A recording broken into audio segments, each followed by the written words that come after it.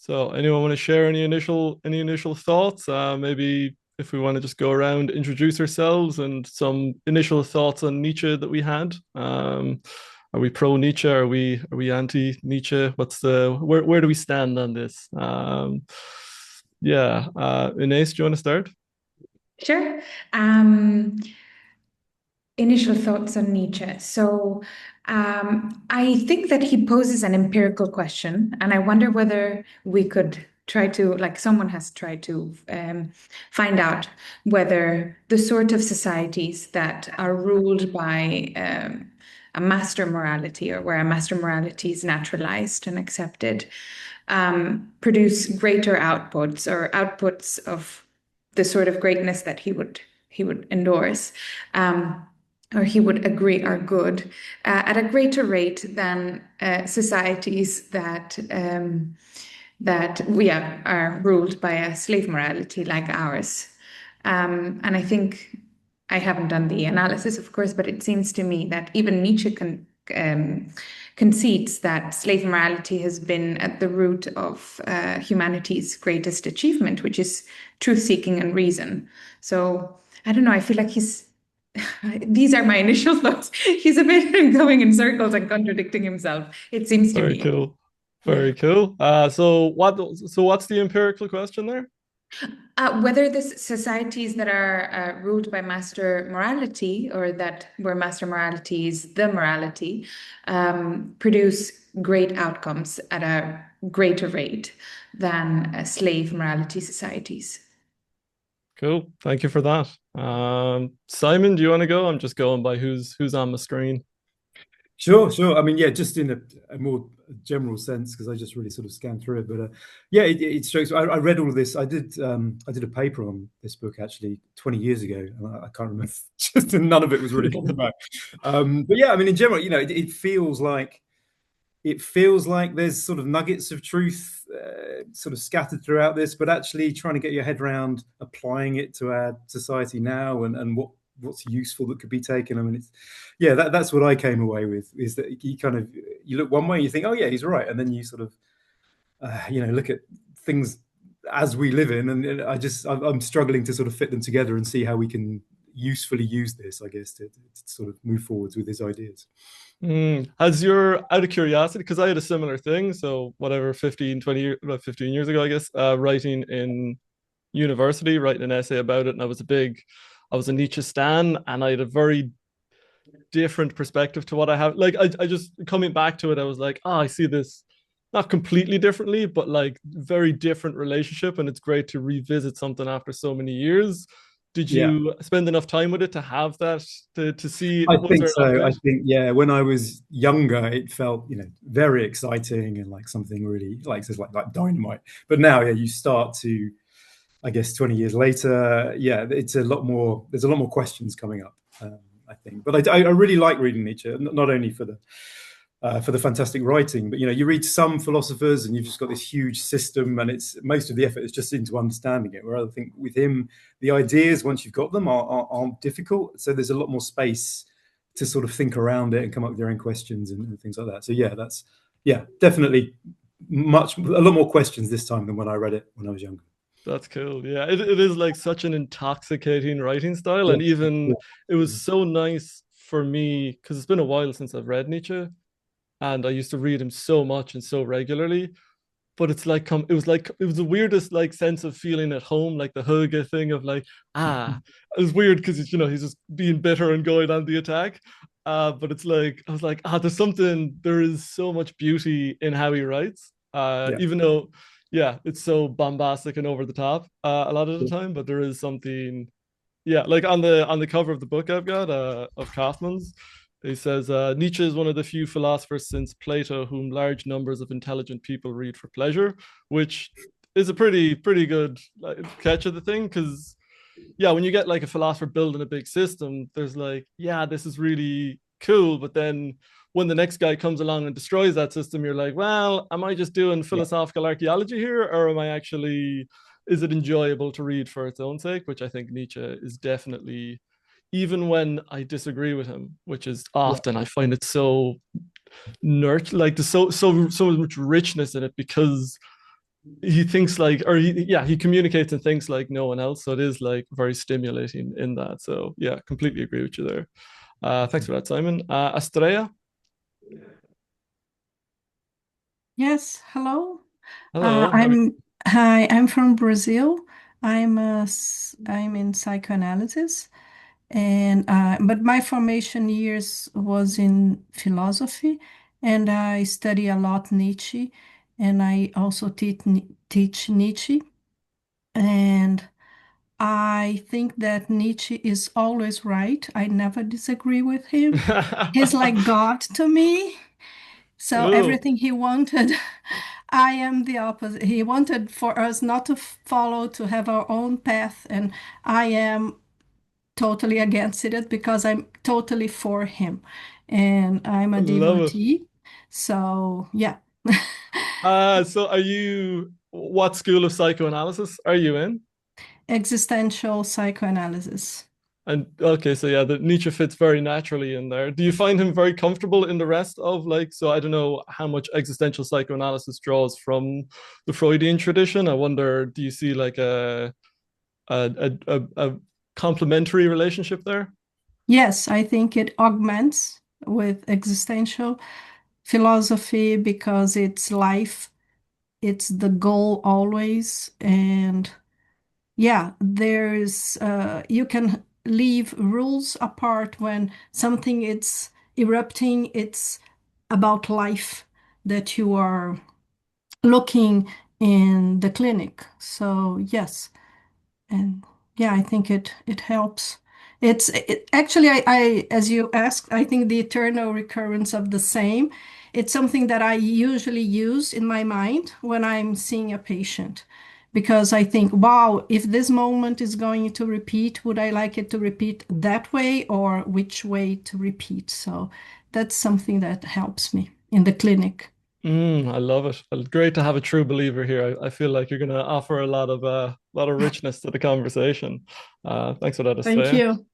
Alberto, what your initial? Also, I loved Estrella sharing where she was from. Simon, was that an English accent I was picking off there? Yes, I'm English, but I live in Portugal. Very Yeah. interesting. And Inez, Spanish, and I'm in Barcelona. Oh, very good. Alberto. so well, it's very nice to meet you all. I'm Spanish, but I live in Moscow. I work in publishing and in journalism. And well, I have a side project that has to do with aesthetics, philosophy, and so on. Well, what do I think about Nietzsche? Many things. As you said, it's intoxicating to read him, unsettling in many ways. He's definitely a moralist. As a philosopher, I think that, well, obviously, morality and values is the core line of his inquiry. Having said that, what do I think about his treatment of morality? I cannot say I agree with everything, and some of the questions you presented us with, I would say definitely that he might be a tad ahistorical, um, rely too much on etymology, and so on. But definitely one of the things that I think he's right about, especially when we think about our times, is that he puts the power of norms and value at the center, and he really reflects on how elites use value and construe value. And I think that this is very relevant for our day and age. And I think that one of your questions actually is about that. So definitely there are many angles here to discuss, and I'm very happy to be here with you guys. Brilliant. Thank you so much, Alberto. And I think the connection with elites is a good bridge because, yeah, one of the questions that was kind of coming up for me, and we can dig into this, but is I was wondering, is master morality really a historical cultural thing? Now, maybe there's more emphasis in different cultures, or is it always, are both always active within a culture? And I think elite culture does seem to have a lot of the traits of master morality. I'm reading a biography of a guy called Robert Moses at the moment, and the book title is like classic biography. by Robert Caro called The Power Broker. And it's interesting seeing him going from being an idealist into becoming just basically, I'm going to use power to get what I want and do what I believe is the greater good. Very Napoleonic kind of figure. And it's just fascinating to see. And this is a Jewish man from New York, and I'm like, this is a master. If ever I've seen a man of master morality, this is a man of master morality. So the identification of the different races or cultures with the different moralities, I'm kind of curious to unpack that a bit and see if anyone has different thoughts on that. Cool, thank you, Alberto. Lovely to have you here. Ryan, what are your initial impressions? Where in the world are you? Yeah, thank you. So I'm coming from the United States. I'm in the state of Colorado, and we're getting some good snow right now, so very happy about that. I have my undergrad in philosophy. Spent a lot of time in that, looking into types of justice, and how that kind of is displayed both at a I guess a local level, as well as what sort of global justice type outcomes can you have with particular setups for international organizations. And I have my master's degree in global affairs. So I have read Nietzsche before. I have read this book before, and I was highly critical of Nietzsche then. And I found myself being highly critical of him yet again. I take copious notes in my books, which some may find as a sin, but I found that a lot of the same comments that I had written down previously ended up being not only ones that I found myself confirming while going through, but then also kind of sitting and musing on it a little bit more. Seeing that there were even further extensions of criticisms that I had, especially with this first essay here. So with what he's writing as is, like I'm of the mind that a lot of this is just on that side of pure conjecture on his point. That there isn't a lot of information that he has at the time while writing this that we now know. So like there's this time dynamic, reading about, reading his thoughts in the past, that we now know things better than what he knew at that time.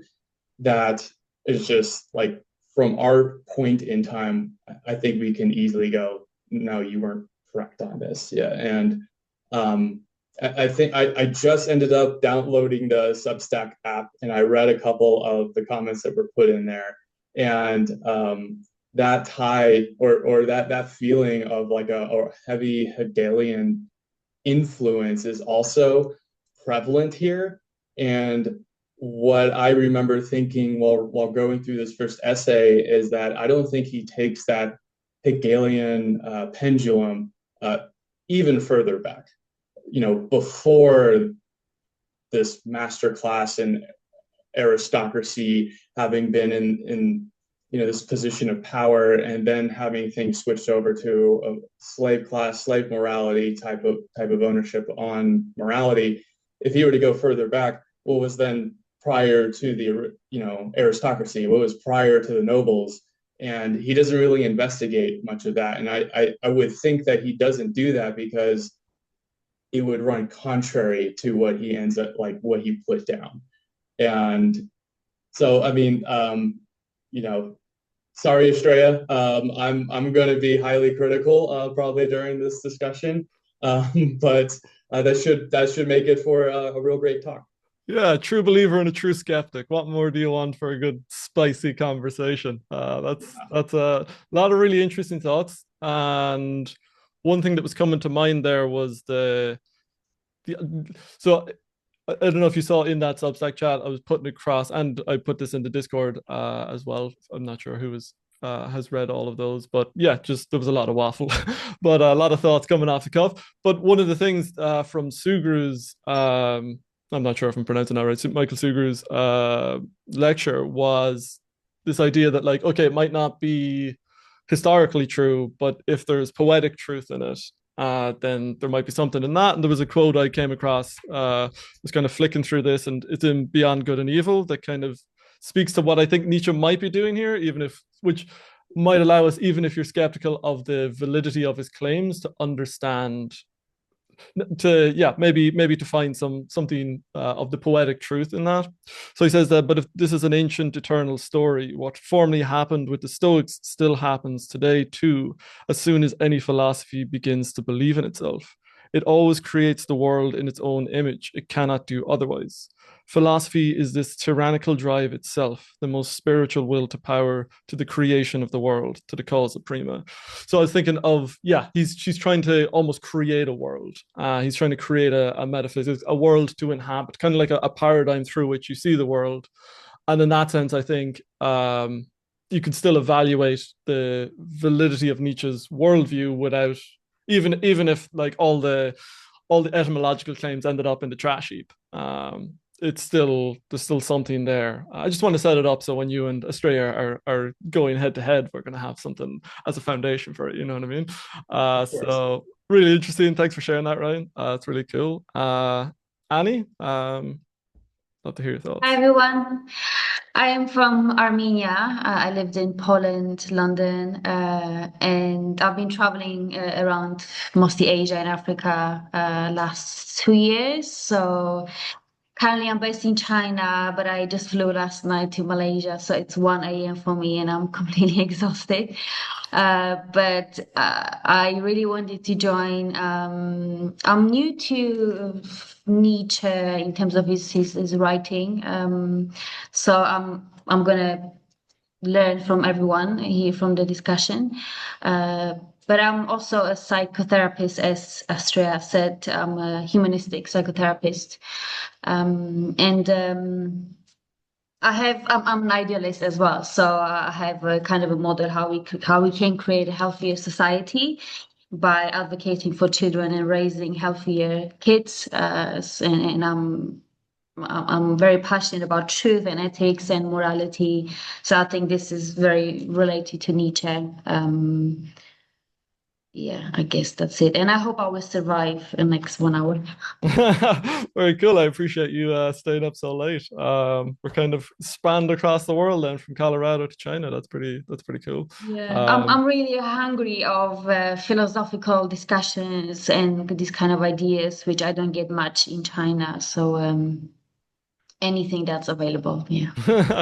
Cool. Well, hopefully you won't regret that decision by the end of the conversation. But Nietzsche's an interesting one to dive in on. Thanks for that, Annie. Van Levy, Mr. iPhone Van Levy. Hello. Yes, I'm Levi. Am I audible? You are indeed. Yes. Thanks, okay, Levi. Super. I'm joining from the Netherlands, from Amsterdam. And for me, I have never read Nietzsche before. I always felt a bit apprehensive about, I think because a lot of guys that I met that read Nietzsche, they looked very unhappy to me. They're nihilistic. And I guess there's a certain phase of your life. A lot of people, they have a Nietzsche phase, and it's not the most happy phase of their life. And so I was like, I'm going the psychoanalysis route. I'm going to read first Freud and Jung, and we'll see about Nietzsche later. But recently, I'm also really into the integral perspective on things, and I encountered Nietzsche in that space, and I heard a much more positive interpretation. And I know that there are many interpretations of Nietzsche, so I'm really I want to really get to know this guy and to really be challenged by him and to find some of those poetic truths. So I'm ready for it. Awesome, love it, Levi. Yeah, there's something. Yeah, I know the exact two Nietzsches you're talking about. The one of the, I guess I discovered Nietzsche coming out of like a depressed state in my life, but it's like something deeply life affirming and cathartic, and it helps you in that transformation. But then there is also a sort of which I think we get a bit with this essay, the kind of the dark, edgy side of Nietzsche that's kind of like, yeah, a bit kind of sheds a lot of its humanity, or seems to. I think there's interesting like different sides to him. So yeah, cool, Levi. Hopefully we'll give you some of the brighter life affirming sides as well as the grim stuff. Besma? Hi, yeah, my name is Besma. I'm calling from Saudi Arabia in the Middle East.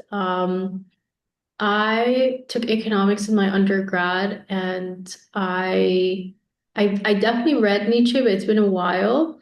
But I'm very passionate about like yeah, justice and morality. So I'm here for the discussion, and maybe I'll read the book after this again. So yeah. Cool. Yeah, I hope we get into the question of justice because it is a really interesting one in the way he talks about this concept ressentiment. You very much get the impression that justice is actually just a minor shade thrown over revenge. It's actually just kind of institutionalized revenge or glorified revenge. So there's an interesting, it's a really hot take. So kind of interesting perspective on justice that you don't get elsewhere. So yeah, hopefully we'll get into that. Thanks for that, Besma. Isabel? Hey, I'm here in the States in New York. I went through a minor Nietzsche phase, and that hasn't been since I was a teen. So it's been a long time. So this is my first read in like 15 or so years. I think, I was pulled to it just for like nostalgia in a sense. And I don't have any real background other than minor, side readings and philosophy, like kind of just an interest in my own life. In college was a Russian lit major. Signed up for Heidegger, a course on Heidegger next month, so we'll see how that goes. But for me, I'd say like less than a more concrete analytical or philosophical perspective, it's more just a personal consideration or interest in like the definition of value systems. Also within that personal context of my prior read, not of this, but of other works of his, at that like kind of period in my life when I was reading or reading him last, like I was devoutly atheistic and had a very different view of meaning, right? And meaning generation. And it's interesting to me now, coming back to it so many years later, I suppose I'd like call myself Christian, spiritual, definitely believe in God. And like I'm super curious about understanding better, how I relate to his writings, if I really see like, I don't know, is this really the way he posits it, that like meekness is a contradiction to strength or like based on this form of revenge? I don't know, just fleshing out like that kind of my own opinions or understandings of origin of values and relationship to those around us. So that's kind of the read I had on this, but I haven't read the entirety of it yet. So I've just started with the first essay for this, but definitely fresh, more here to like, very curious to hear from those who have a background in this or, more inclined towards philosophy. So. Cool, thanks, Isabel. And I wonder, like Simon, having had such a stint between the readings of Nietzsche, and for yourself, having gone from the atheistic to the theistic, what is that like? Did you find a very different relationship emerging? Were you more taken in before? Were you more skeptical now, or has there been a big shift in those 15 years? Yeah, it was almost funny reading it. I mean, it's a great read. Like he's very enjoyable to read. And despite the fact that I think I disagree with a lot of what he says, I still enjoy it. But I think it's almost like it's funny to me to see that. I hate to say it, but like it's kind of funny to me that I felt so inclined to agree with him. And whereas now I do see there's some validity, like I do say like, okay, I can understand the basis for him making this comparison. I'm still trying to get at like what is the fundamental point, like why is there that disagreement? But yeah, it's kind of like a 180 read for me. That's so cool. What a great thing to come back to from like such a different perspective, because it's yeah, and it is great because it is the kind of thing that can still be enjoyable if you disagree. I think he's one of those authors that kind of has that rare thing where you're like, I really like reading you, even when I think you're so goddamn wrong. That's cool, Isabel. Thank you. Max?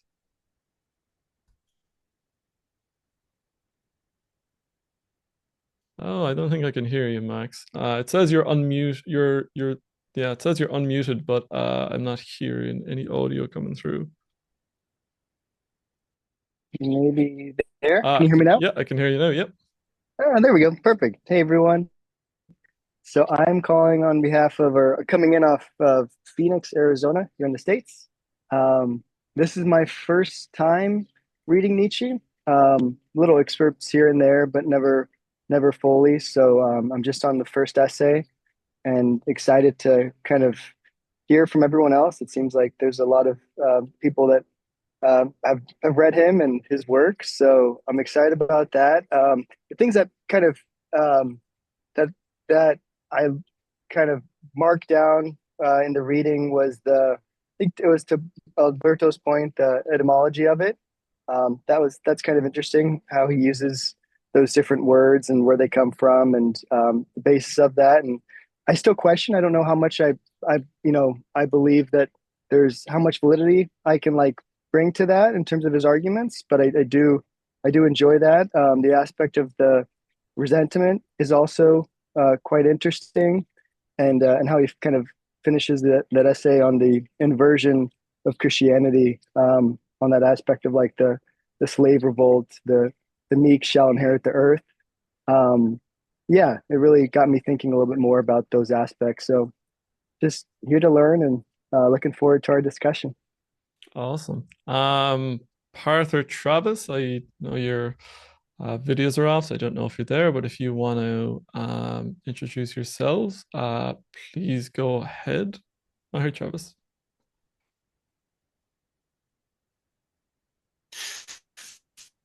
Hi, good afternoon.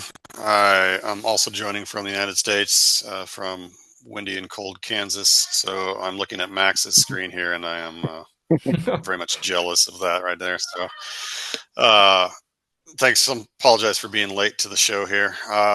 I am coming to the reading of the Nietzsche. I've been going down a bit of a rabbit hole on ethics. I've been reading a lot upon ethics, Aristotelian ethics, Alistair MacLean. I've been reading some of him recently.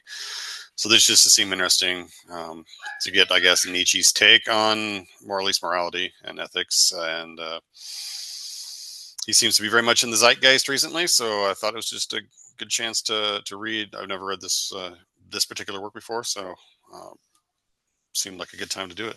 Thank you. Right. Right. I guess for a kind of a kicking the ball off, I wonder, does anyone identify with master morality? Does anyone feel like that captures their sense of ethics? Any masters among us?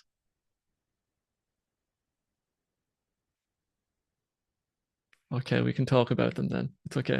If I may say something, I would say I do not identify with that, but I definitely see as part of our surroundings that more and more you would have people that adhere to master morality.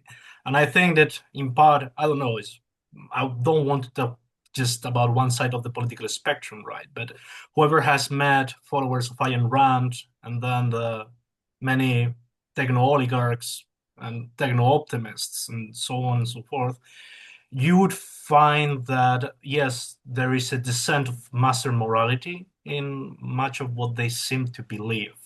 So I do not myself adhere to that, but I think that Nietzsche is being quite prescient at describing something that is coming now or has been coming up for most of the 20th century, and with specific formulations now in the 21st century. You mean a sort of you think that there is a growing energy of the master morality in society? Is that what you mean? Yeah, I think that there are some constellations of individuals and some well organizations which pretty much publicize this form of morality. I think, and I think I mentioned the Randians and well, techno oligarchs and so on and so forth. But if we would go to the so-called woke uh, spectrum side of the political spectrum, it's not so much that they endorse master morality, but they follow in the they fall into the antithesis of it, as Nietzsche describes it, and there you can find more of a resentment. Even though at the same time, when I think about the again going back to the other side to the Randians, techno oligarchs, and so on, sometimes I doubt whether it's master morality what they have, or they are also acting or leveraging resentment because they do describe other publics and other ideologies as evil. So even if there is not master morality, there is this resentment drive. And it seems that it's on both sides of the political spectrum. And I think that Nietzsche is being quite descriptive of what we are seeing now. Very cool. Actually, I guess as a bit of context for the people who are maybe newer to Nietzsche and didn't get a chance to read the text deeply, Astrea, could I ask you to give us a good overview of maybe what master and slave morality are for those people who are kind of coming to grips with the concepts, since you're deeply immersed in it. Okay, yes, the master morality, as I see it, of course, and what I think Nietzsche sees, that's my understanding. It's the morality for the strong, the ones that are strong, not only physically, but mainly with their physical body strong. So they feel that what is good is themselves because they're strong, so they can fight, and that's what is right and that's what is good because they're strong, and their vitality, it's expanding, it's not the opposite of expanding. So that that would be the master morality. What is good is what is strong. And it kind of captures one of the common things he speaks about is the distinction between healthy and unhealthy. So that the instincts of the master morality are very much healthy because they're expressed in action and they're very much alive, and there isn't this backup in the psyche of a lack of expression. So yeah, that sense of being alive, that sense of deep expression. Yeah. Inés, you have something to throw in? Yes, I wanted to, because I'm not that familiar with Nietzsche, I wanted to understand whether strength is good, according to Nietzsche, because it allows those who are strong to establish their will. So that strength is good because it enables those who have it to do something with it. That is to defend themselves against the will of others and establish or assert their own will over the will of others. This is what I gather makes strength and the vitality of the strong good.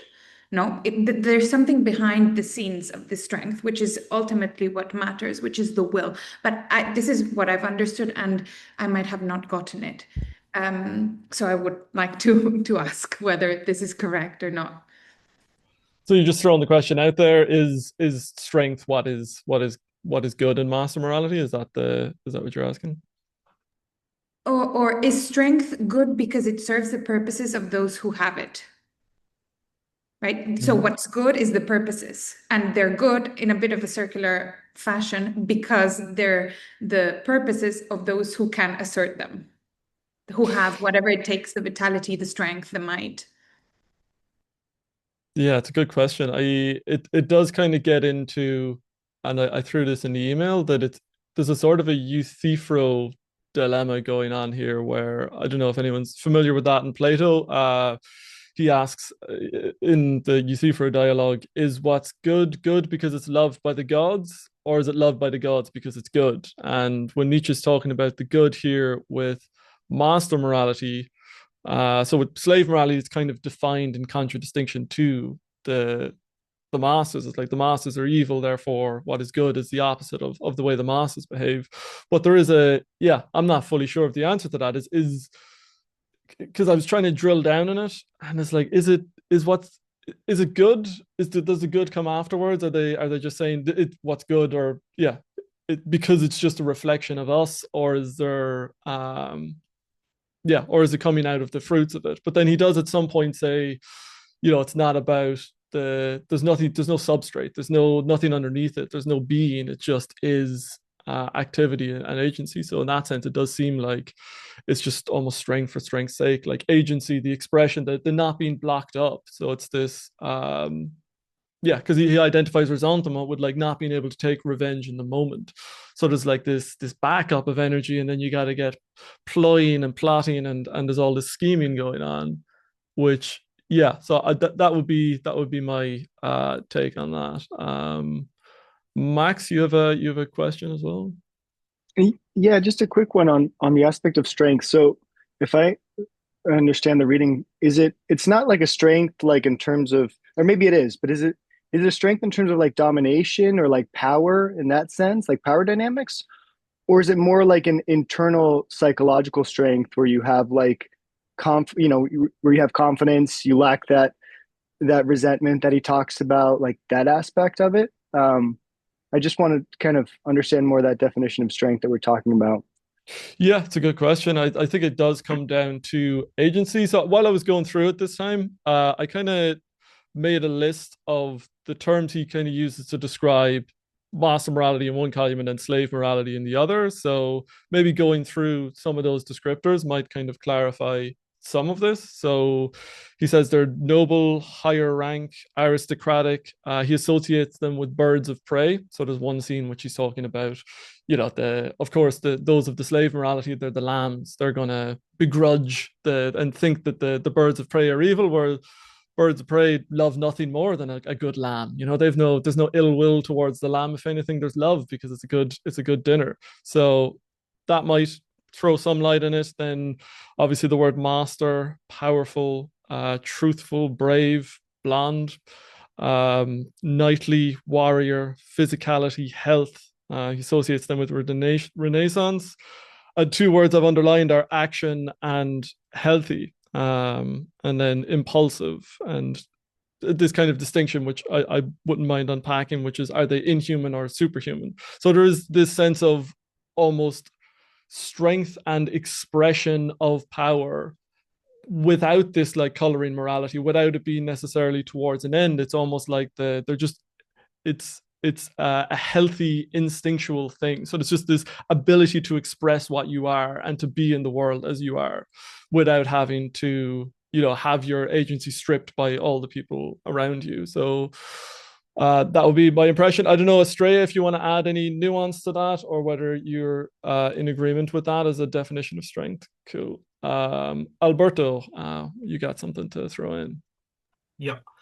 I wanted to go back to that part when he starts talking about the birds of prey and the lambs, and it really seems to me, in alignment with what you've said, James, and in answering Ina's question, that he sees strength and weakness as structural givens. This is something that is just as part of in the fabric of reality, or at least of social reality. It seems to me that he seems to favor strength, and he believes that structurally strength is good, but because he fears the stagnation of mankind. And in that regard, he's almost Darwinian about it. Almost sounds deterministic.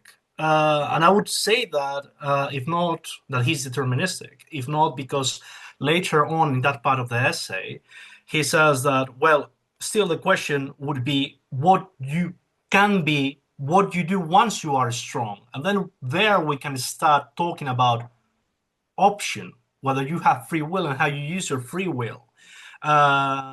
but he seems to be very worried about, from the point of view of preventing stagnation, about just praising weakness as something which is good. And he almost seems to suggest that praising weakness as something which is good seems to be moral from the point of view of that if you cannot do any harm because you are weak, then you are not making any choice. And if you are not making choices, then there is no moral question in it. So yeah, to sum up, those are neutral concepts, modes of being as a species or as an individual in society, in the world.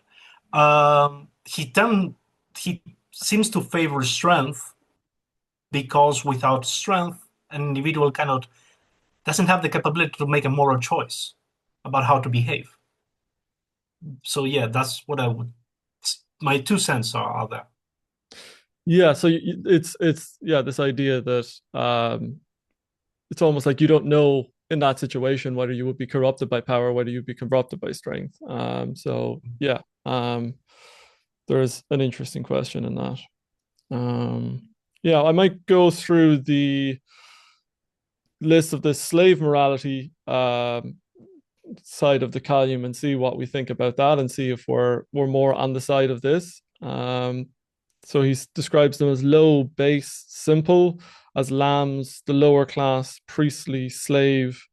They're lying, they're cowardly, they're ugly, they're black-haired, strangely, impotent, vengeful, hateful, spiritual.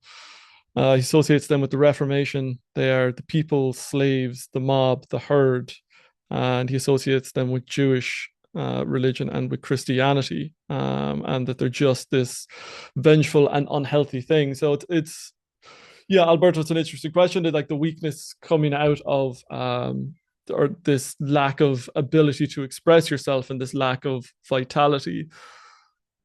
I wonder how we feel about that. Do we feel like you can be moral without having the power to express that, or do we think Nietzsche's off there? Does anyone have any thoughts on that?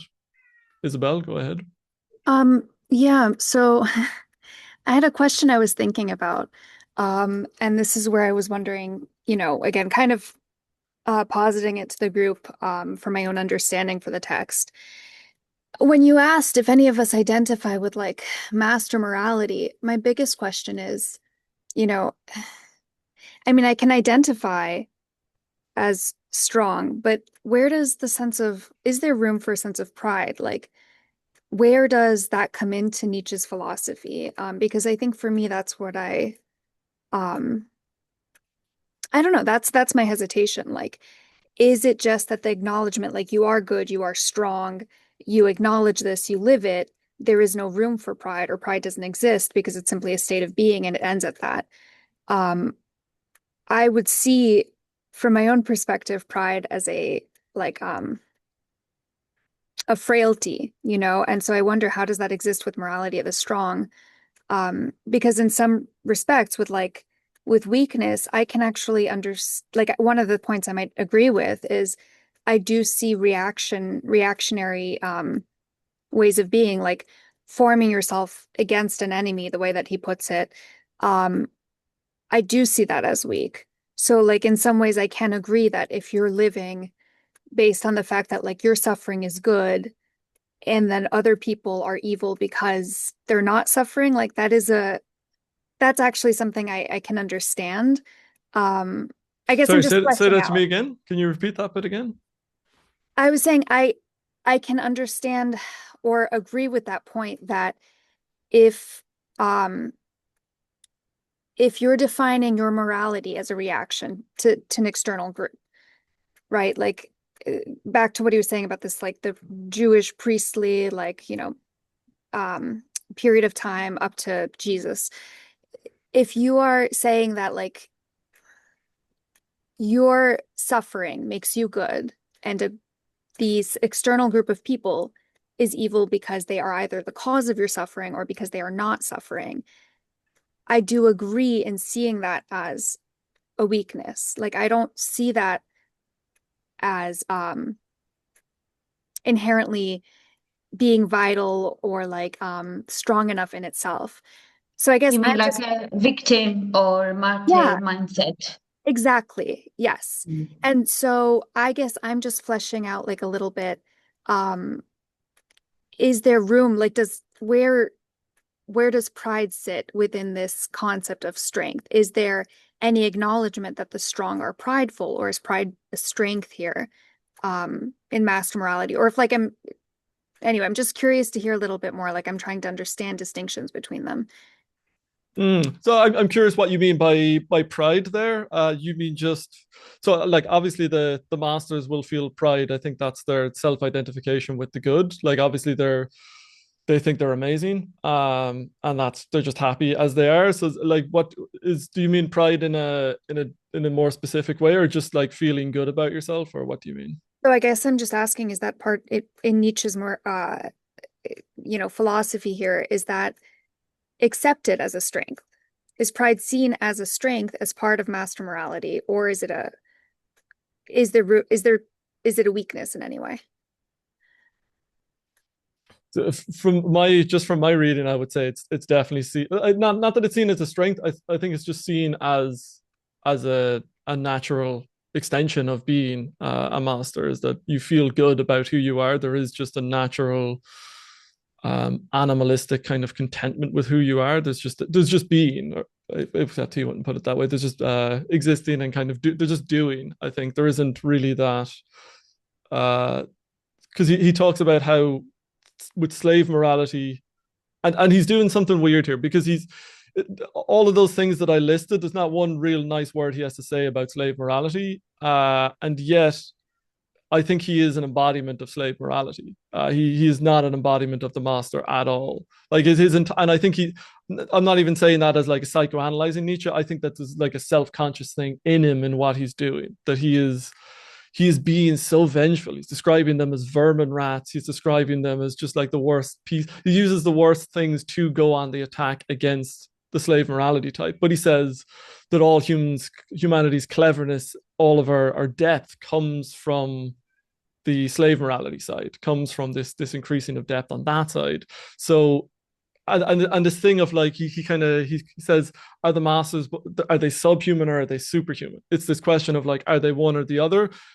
And saying that like what separates us from the animals is slave morality. So I think the prideful thing is necessarily on the side of the master morality, and so there's this wrestling and this struggle on the side of the slave morality. So I think he's doing something weird there, where he's attacking, and yet he's he's he is the if you go into the biography, he is very much like he's just doing this priestly thing of kind of going on the attack and like snidely attacking his enemies. He's I think I can almost imagine him doing it with a smile on his face. There's a little bit of a stylistic flourish there. But as far as pride goes, I think maybe I'm just avoiding that question. I think it's inherent. I don't know if it's valorized as like pride is a good thing, but it's definitely something you would inherently consider as part of the master's self-identification, I imagine.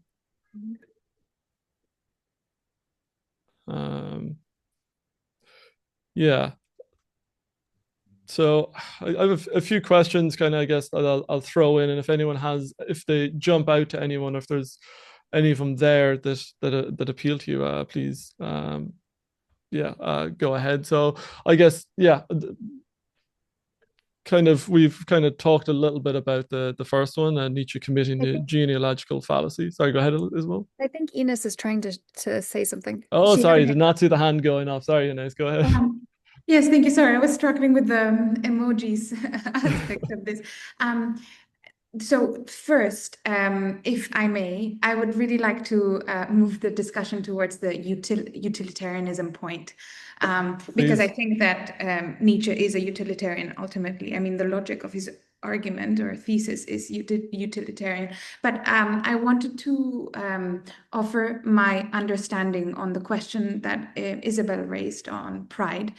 There seems to be to me referentiality to pride, as in I take the different from me, the view of those who are different from me as important to my own view of self and my own way of being in the world as valuable. And this is something that Nietzsche states is not part of the master psychology, that there is a total disregard for those that don't belong to his or her caste. And therefore, pride would seem to me to be unnecessary. Like to consider that one might not be part of the caste of masters would be to, I think, would be to reveal a potential weakness and indeed certain reasoning capabilities that go beyond the definition of what it is to be part of that caste, and it would enter into the priestly rungs of human taxonomy, according to Nietzsche. I don't know if this makes sense, but the question of pride to me seems to require the other's regard, right? And me factoring it into my own self-regard and ontology, and that is beyond what I've understood. The one thing I'm curious if, like, what that brings up for me, isn't that like living in ignorance in a way? Or like some level of a lack of self-consciousness or awareness. I guess that's my biggest struggle in understanding the full strength of master morality, because it seems like it's lacking that, is it not? And I guess in the slave morality, it's an awareness of the other if you look at it in the directly reactionary way. But also the way that I'm inclined to see it, as contrary to Nietzsche perhaps, is overcoming that relationship to the other in defining a way of being that supersedes their actions. So regardless of what other people do to you, you will hold a set of values that are not, like, you will be good despite someone being bad to you, not because of a ill will, but simply because of that, I don't know, like that internal will to surpass that which exists around you, which I think is like not what he's saying. So I'm struggling to place what I perceive and like into the context of how he's framing it. If any, hopefully, if my thoughts or questions are clear here. I'm curious what your relationship with pride is yourself, Isabel. Like, what's your take on it? So I guess to me, pride is linked with, I was not actually seeing it exactly the way Inez had described it. I wasn't seeing it as a reflection of what other people see in you. I was seeing it as like that pride is thinking so strongly of yourself that you do not consider other people around you. Like that you do not think about how your actions impact others, but you simply think about what you want to do, and you are sure that you are right, and so you proceed down that path. And to me, that's like blindness. It's like operating without vision. That is my personal perception. So that's what I was thinking about. Really interesting. Ryan, you want to go ahead? Yeah, I think I'd like to add on to that type of approach to pride, where it's that embellishing of the self of one's accomplishments without taking into account the impact that other people have had in that accomplishment. And so without this regard for others and how it's made us successful, that then goes towards this idea of pride. And Isabel, please correct me if I'm not going on the same trajectory here. But if that is a sort of pride that this master morality holds up, that is a weakness, because that kind of puts the master in a position that they can be taken advantage of, because they're not seeing clearly and they're not seeing the full picture. Yeah, that's kind of exactly what I was thinking about. But so long as they're actually strong, it doesn't really matter, right? That they're wrong. I mean, they're not wrong if they're strong. If they can ultimately assert themselves and their purposes in the world, then it doesn't really matter that there are other people.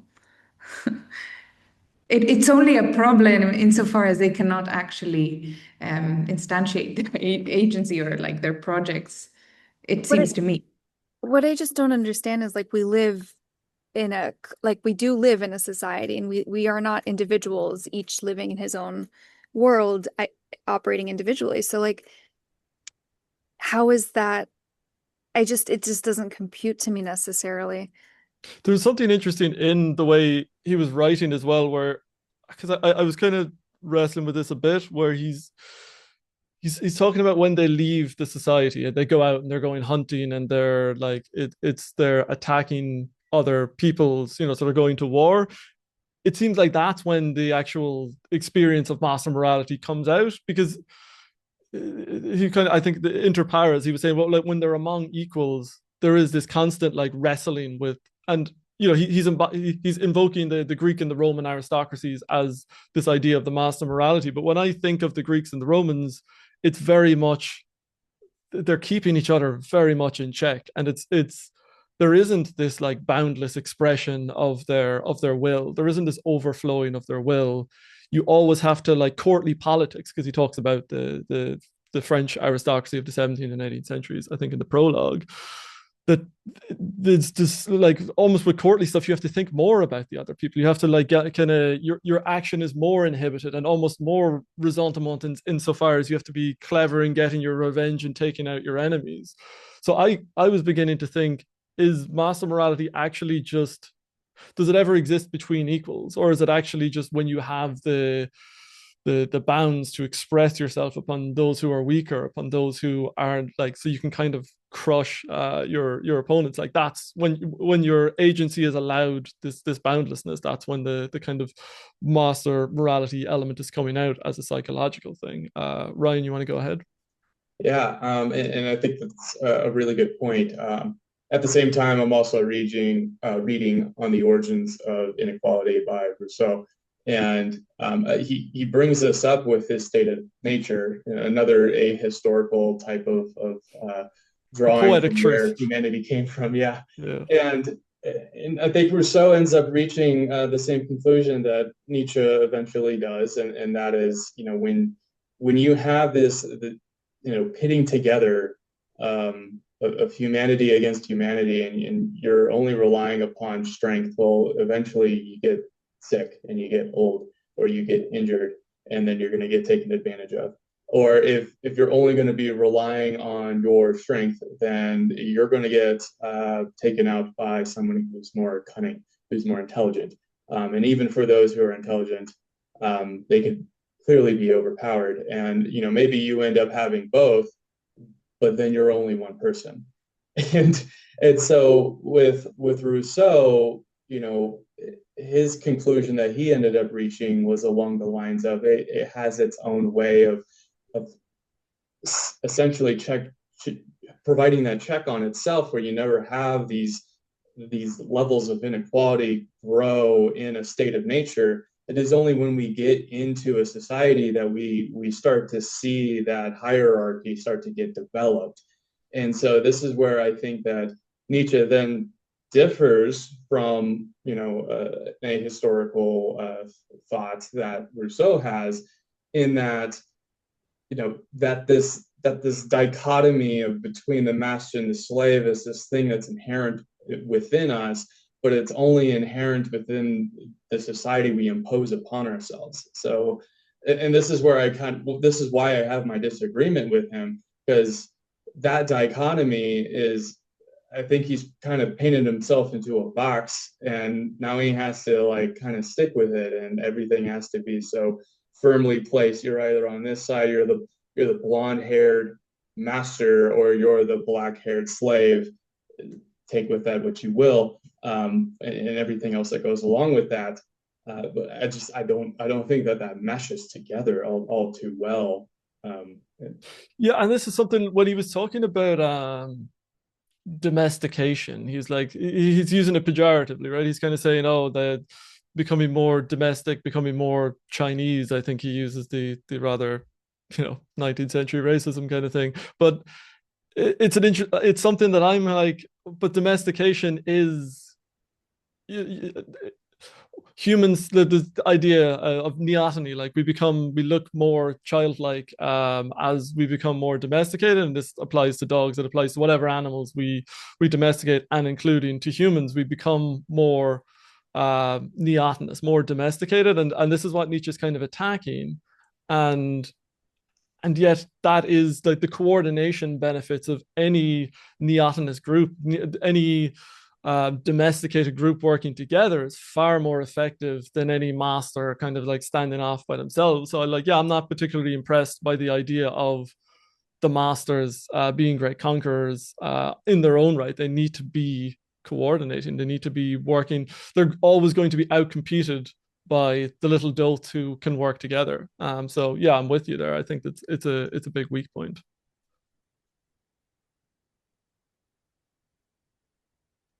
Yes, he uses the word docile. Do you use this word docile? Yeah. Sweet, like when you are domesticated, you are sweet, you're docile.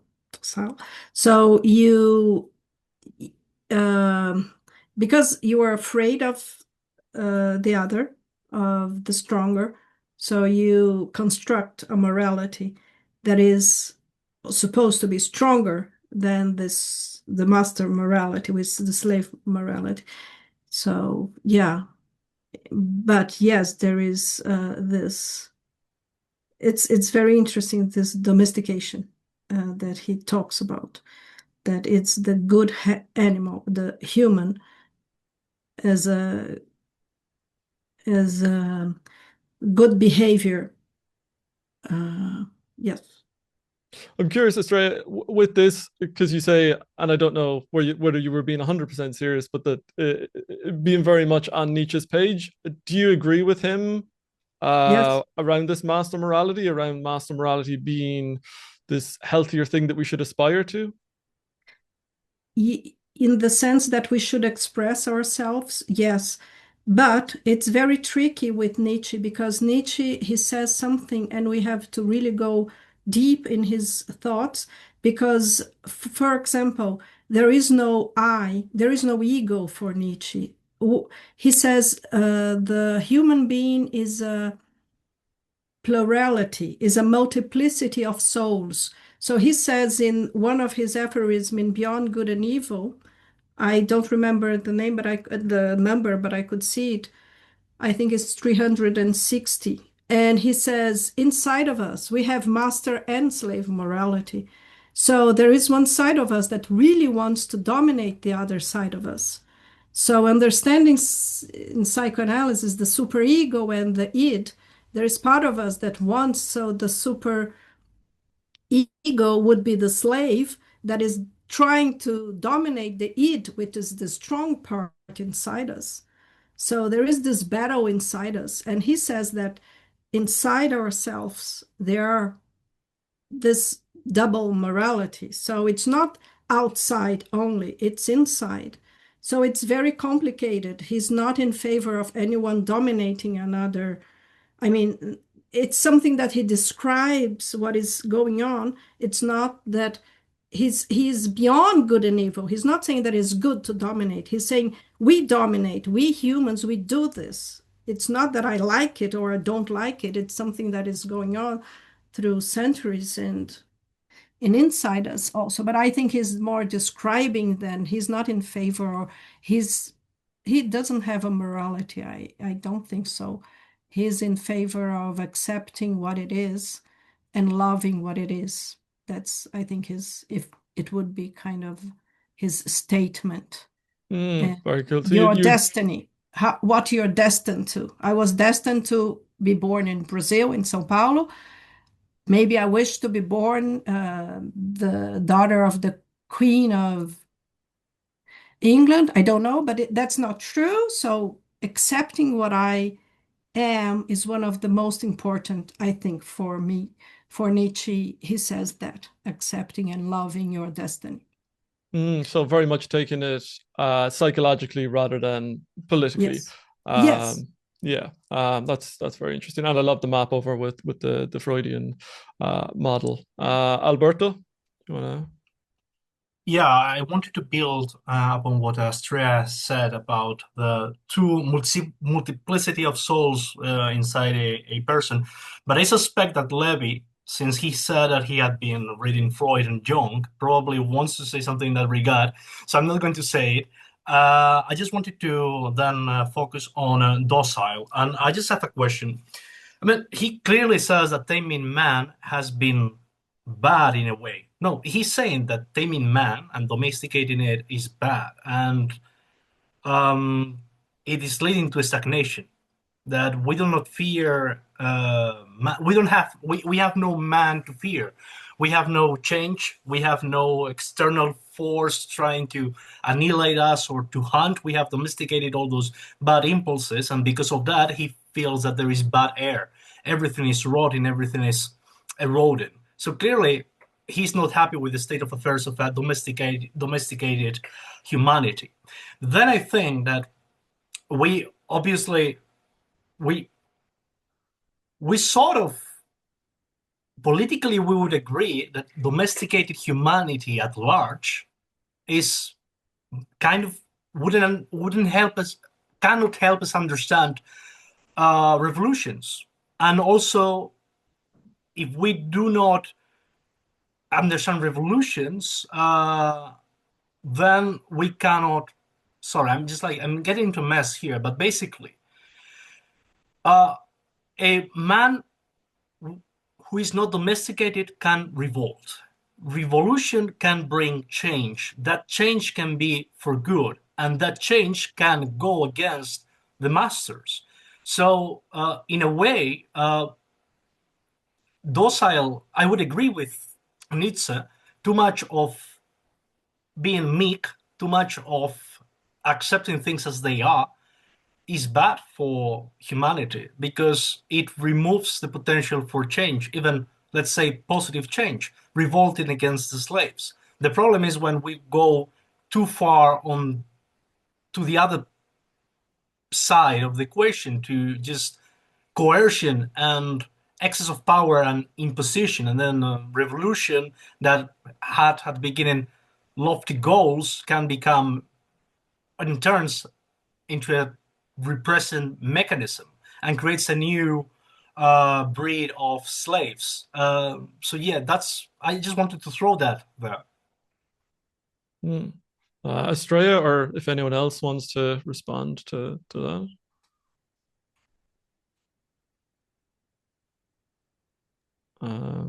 I did want to respond to Estrella's point about Nietzsche's stress being primarily descriptive. I didn't get the sense in this essay that that was the case. I got a very strong understanding or sense that he has an ultimately like moralistic focus, as in he's decrying that through the mass adoption of slave morality to the point where the church is just useless, it's redundant, has been, yes, it has led to the establishment of civilization and the development of humanity's distinctive faculties, but that it's an impediment to something that could be better, right?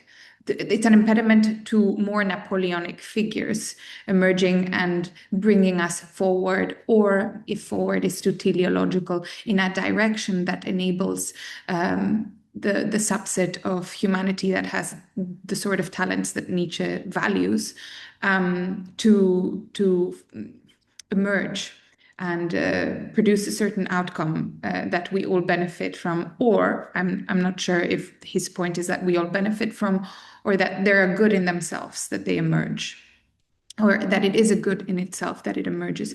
But this brings us back to my kind of focus of interest in among the questions that you sent to us, which was his engagement with utilitarianism, because it does seem to me that Nietzsche is fundamentally goal-oriented in his morality. He's not descriptive. There is something that he holds to be the ultimate good. It's not chiseled out, but it's there. At least in this essay, I see it. He may contradict himself elsewhere in his work. He did that a lot, I understand. But at least in this essay that we're discussing, there does seem to be this focus to me. And it is utilitarian. It's just a different kind to the one that he is engaging with.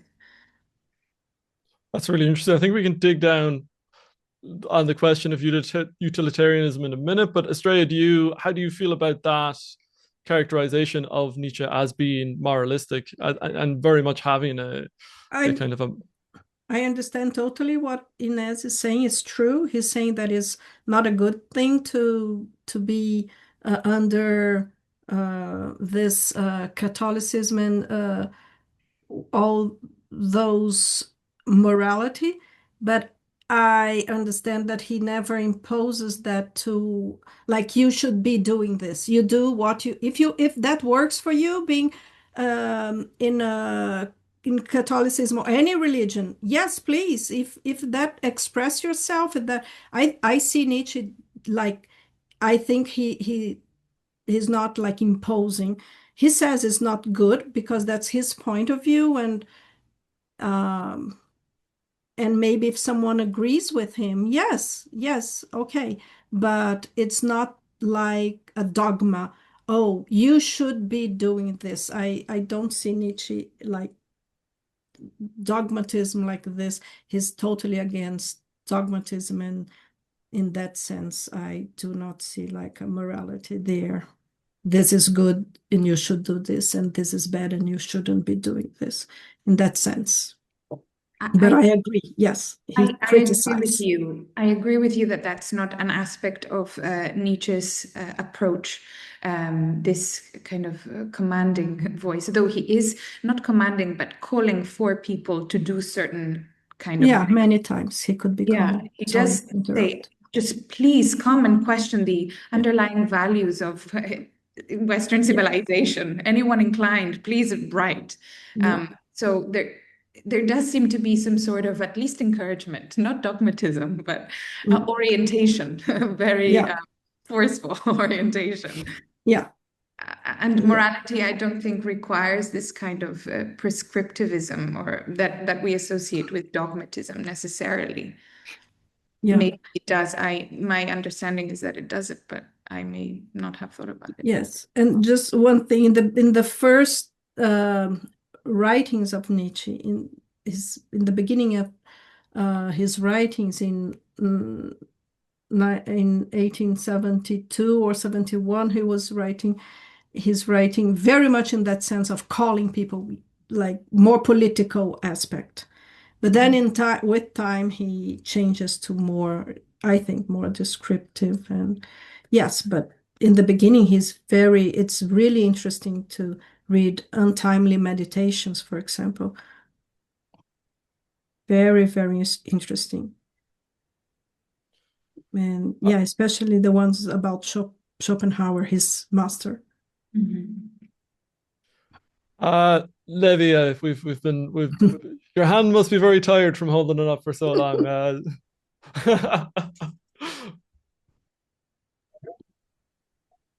Yeah, thank you. I want to acknowledge that what Alberto said, that I also really resonated and was thinking about the superego and the id throughout. This is my first reading when he was talking.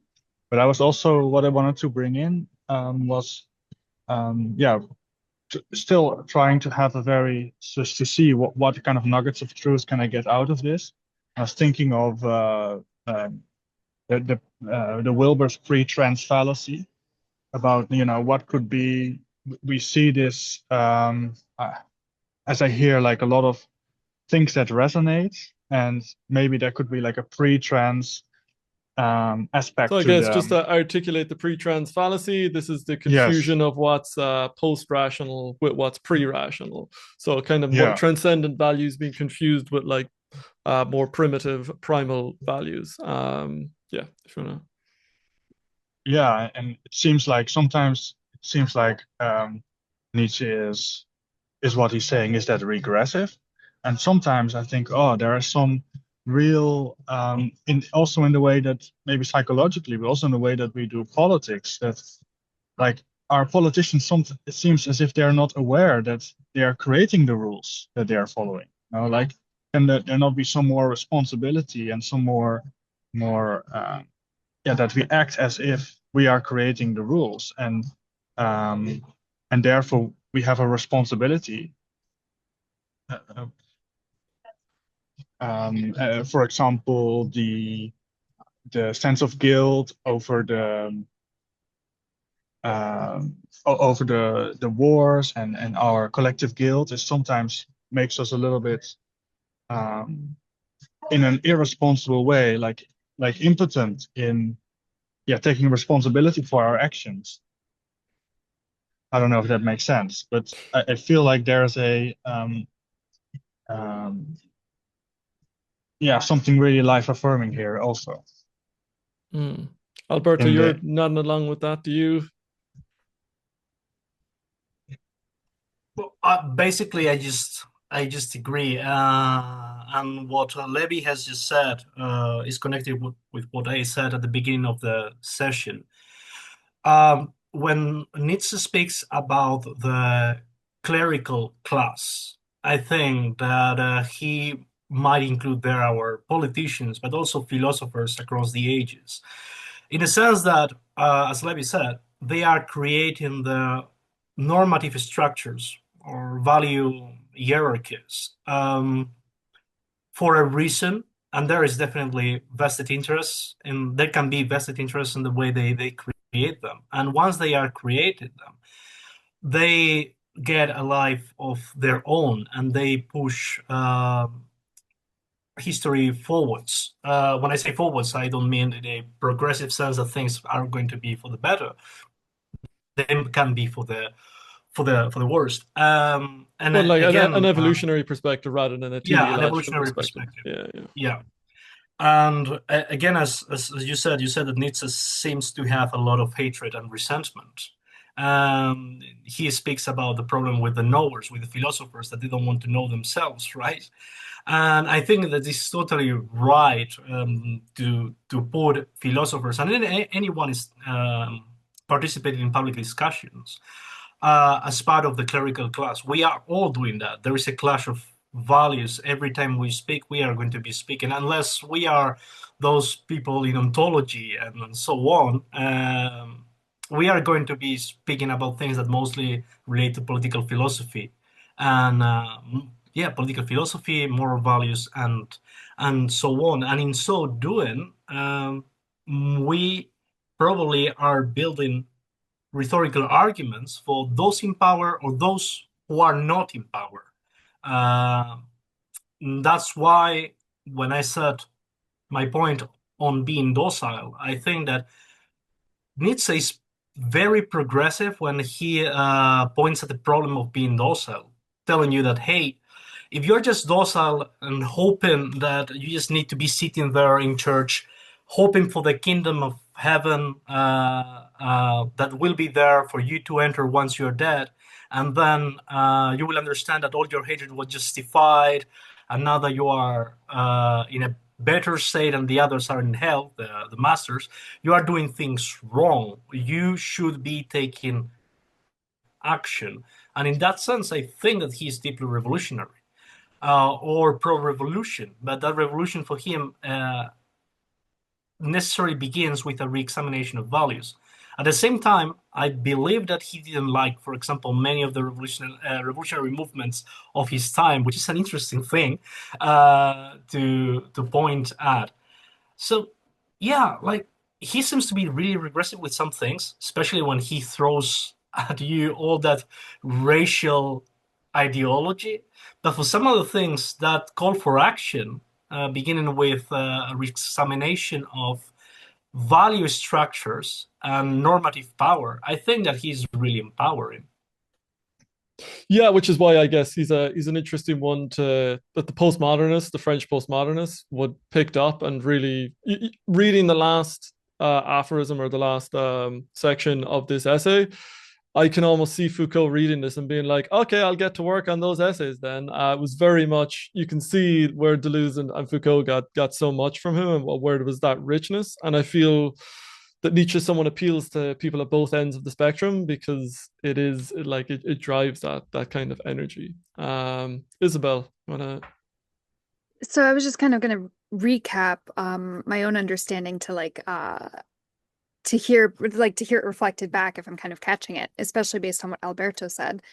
But it sounds like kind of the element here between slave and master morality comes down to action. So like James, when you were talking about this coming through in acts of war, it sounds like it's more about making sure you act on an impulse or desire to change something, as opposed to subverting it and turning that into that kind of resentment against others.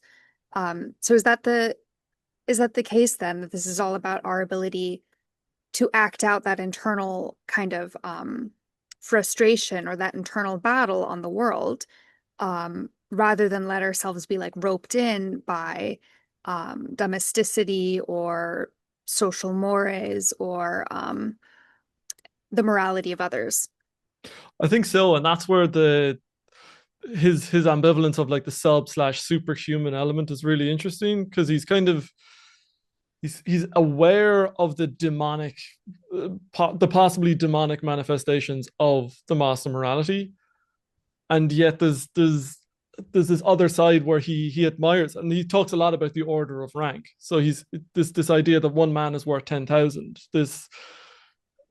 I think, and the admiration he has for Napoleon, it's almost like if you can cut loose of, Foucault would call them the force relations, all the opinions and the laws and everything that's kind of holding you in place and kind of keeps everyone in this very, Nietzsche calls it the great leveling, like this everyone on this level playing field, and modernity has kind of flattened us into that. He wants the extremes, because he wants the golden possible flowerings of mankind to come about, rather than for it all just to be shrubbery. He wants us to reach the heights, and so he's kind of like wants to cut loose the ballast. But he's also aware that once you step outside of the city walls, in that social sense, you can also end up with the animal. You also end up with the subhuman. But it's only by rolling those dice and releasing the instinctual power of mankind that's no longer dammed up behind resentment that you get the possibility for the greatness of man. So I think that's his thing, is that he believes in greatness, and is kind of,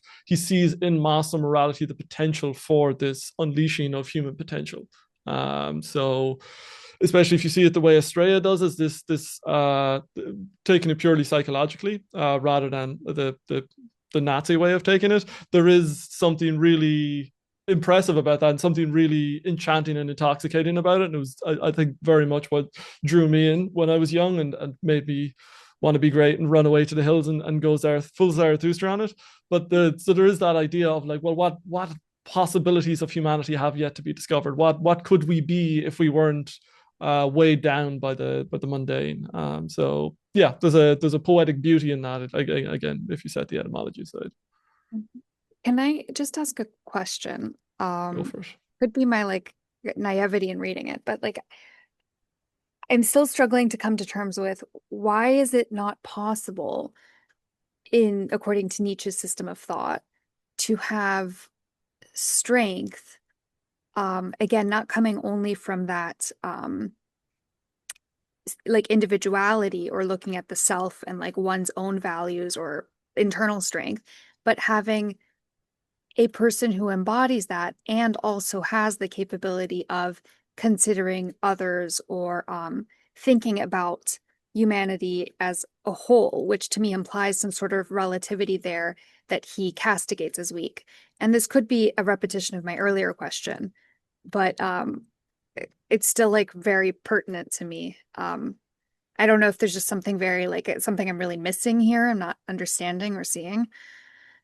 I think he does want to, and I think while it looks so nakedly like a critique of slave morality, because of the tone he takes, I think he clearly does want a synthesis, because so there's the critique element of the subhuman, but then he's also, he's saying all cleverness, all depth, everything that separates us from the animals comes from that slave morality, comes from that backing up.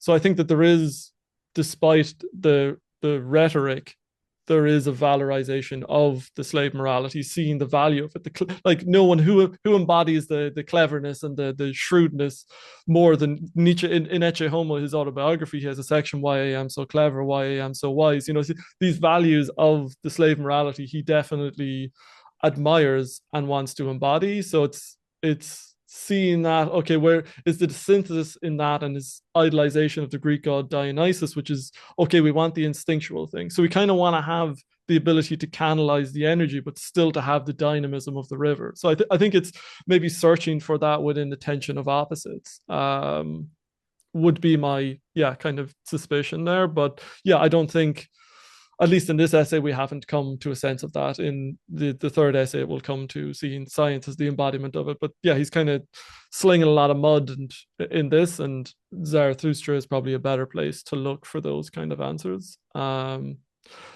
Before we finish up, I would like to, and I'm aware we're going to be giving it short shrift here, but like to dig down on what is the good, and this kind of question of utility that you were talking about, Anais, of like, is what is good because it's useful? Is it because it's valuable for something?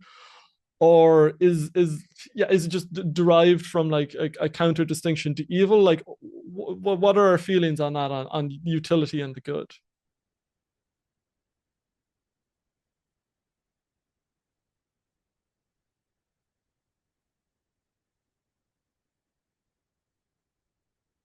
Go for it, Alberto. Right. The thing that worries me the most about Nietzsche is precisely when he adopts these very utilitarian lenses, and he says that, well, we need to have this discussion for the improvement or betterment of mankind, to move mankind forward. And this is the problem. I'm just a small note on myself. For much of my life, I was in different religion. Then I had a agnostic position. Later, because of my interest, I started reading a lot of Gnosticism. And after that, I might say, I consider myself a Catholic, but coming from the Gnostic tradition. Saying this, it's open heresy, I would say, but this is what I am, all right? And being that, when someone puts the end goal very far into the future, into this abstract idea of a better man, I tend to get jumpy. Because what are the sort of things we will have to do to our neighbor or accept that are done to our neighbor just to reach to this better future and this better man? So in a way, I'm all for the Ubermensch in the way that, the Ubermensch perhaps, is someone who has been going to church and in church has been told that if you masturbate, you are going to go to hell. And he has massive, mental issues because of that. And then decides at some point to say, wait, why? Why am I going to go to hell if I masturbate, for example? I'm sorry to be this blunt with this example. And I'm all for that Ubermensch. The one that, is being told something, suspects that there is not a good reason for it, smells that there is some power dynamics into play, and then does something personally for that.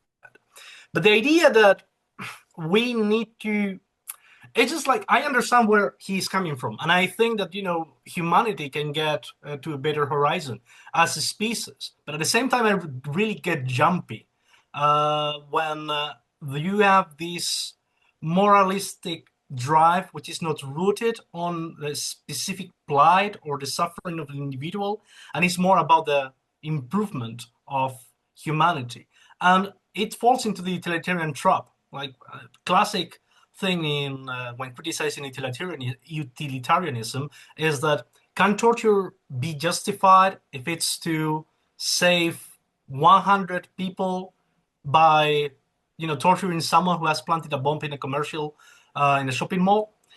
That's the whole thing. Is just, can anything, and with Nietzsche, can the betterment of humankind be justified if it involves, I don't know, massive wars and one episode of this Darwinian war between races, for example, between those who are more of vital or vitalistic races and those who are less so? Yeah, I think, as you said, it's utilitarianism, and I tend to get jumpy with utilitarianism. That's it. Cool. So we're going to leave it on the note of Ubermensch's masturbator. Is that where we're signing off here? Well, I guess we will. We're hitting the mark. If anyone has anything else they'd like to throw in, please go ahead before we wrap up. If you have any thoughts to reply to Alberto or anything else you want to say. If not, it's been a pleasure. Thank you so much. This is lovely to have some stimulating discussion around this and get the different values, and kind of thanks Estrella for throwing in some of the other perspectives and the psychological side. And yeah, I hope many of you will be joining for the essay 2 and essay 3, where we kind of get deeper into it. But yeah, it's been an absolute pleasure, and thank you so much for joining. And I hope I'll see you next time.